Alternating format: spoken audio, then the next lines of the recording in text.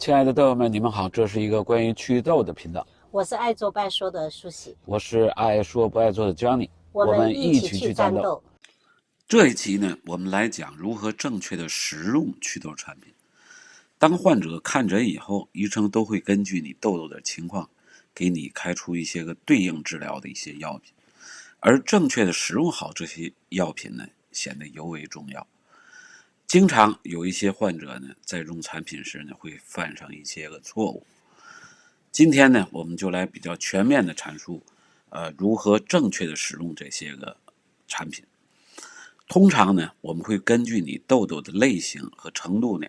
给你开一些个洗面奶啊，还有祛痘膏啊。所谓的洗面奶呢，又有两种，一种是普通型的，另一种呢是适合于敏感肌肤的洗面奶。那祛痘膏呢，又分为祛痘1号、2号、3号，和敏感肌肤患者用的祛痘膏。当然啊，还有用于酒糟鼻啊、头发痤疮啊，还有用于祛斑呐、等等的一些药物。今天呢，我们在这里呢，主要讲普通的这个痘痘患者应该如何正确用药。给普通的痘痘患者，通常呢，我们是给一瓶洗面奶和一瓶祛痘1号。洗面奶呢是用来洗脸的，它呢，能将你脸上的油脂啊、污物啊清洗干净，同时呢还能帮助你呢去掉角质。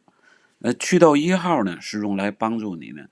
抑制皮脂腺过度分泌油脂的，同时呢还能够呢杀菌、消炎，帮助你呢疏通毛孔。先说洗面奶。最好呢，你在使用洗面奶之前呢，先把脸呢按照我们正常洗脸方法呢，先给它洗过一遍。如果你有化妆呢，就需要卸妆，请呢先使用一些个卸妆液呀，或者是什么卸妆乳啊，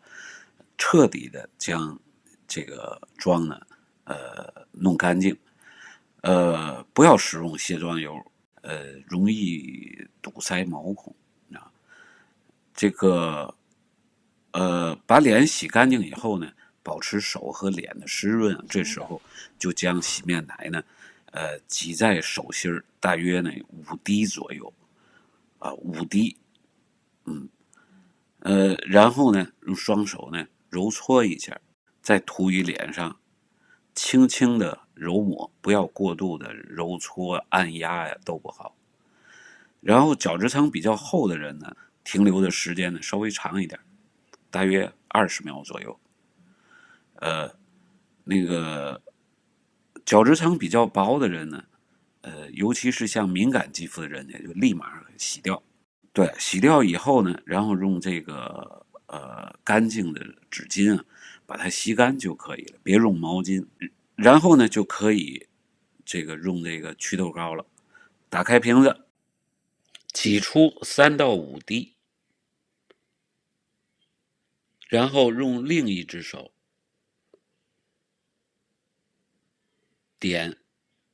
站着点到脸上。如果你是全脸涂抹的话，脸上呢就点8个点，颧骨2个点，额头2个点，脸颊2个点，鼻尖1点，下巴1点，然后用轻拍的方式把它涂匀就可以了。对，特别要注意的是呢，你的眼周围不要涂抹，耳朵周围不要涂抹，嘴唇的周围也不要去涂抹。即使啊，你的眼周围有痘痘，也不要去涂抹。你不用担心那个地方，因为我们这个药膏啊有2公分的扩散能力，一旦呢涂抹到那个地方呢，就会有极其不舒服的痛感，立即呢用清水把它迅速的清洗掉就可以了。有些人呢在涂过药的1天以后呢，可能会刺痒，脸上呢会有一点点的红，也可能呢会有一阵子的灼热感。这些现象都是正常的，请千万不要用手去抓，可以呢用冰袋去敷，这样呢坚持呢差不多2到3天啊，适应期过后就会好了。如果你觉得灼热感特别严重，脸呢很红，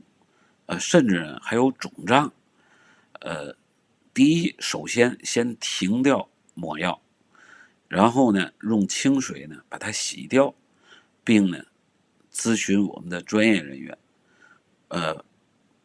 不需要去紧张担心，此现象我们常见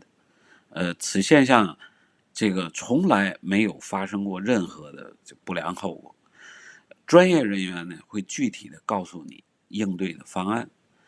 涂抹2天以后，你皮肤啊可能会出现干的现象，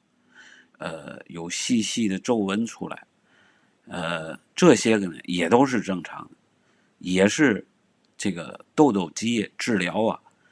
必须经过的步骤。此时药效呢正在产生良性作用，药物呢也开始有效的抑制你皮脂腺啊过度分泌油脂，这个消炎杀菌呢也正在进行中。此时呢你继续涂药，不要做任何其他的保湿啦、保养啊、护肤啊这方面的处理都不需要。特别注意呢，在治疗过程中呢，不要去使用任何的化妆品、保养品、防晒品。你说我啊特别有这个特别需要啊，工作呀各方面的能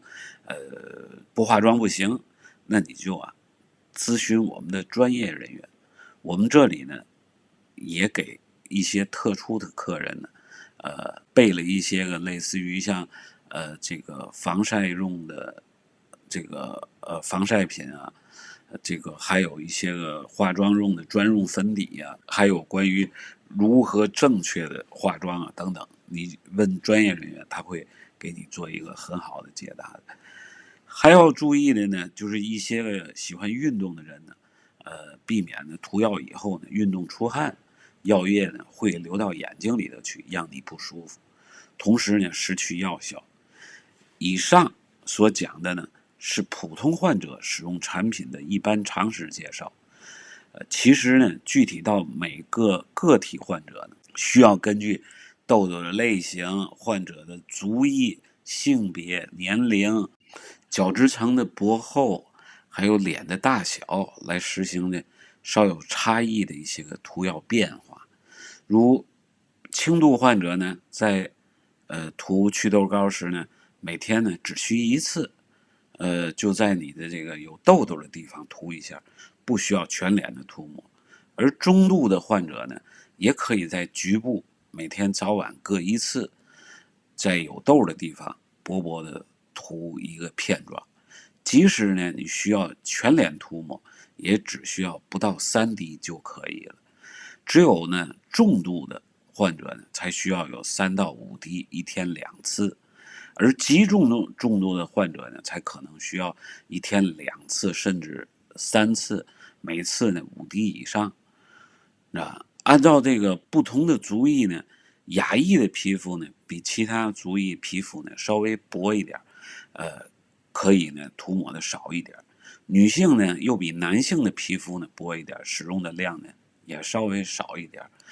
这个小脸型的和这个大脸型的，当然小脸型的你少涂一点，要比大脸型的少涂一点。这个年轻的呢，又比这个岁数稍微大一点的呢，又少抹一点。年轻的我们指的10几岁啊，年龄大的就指的是25岁以上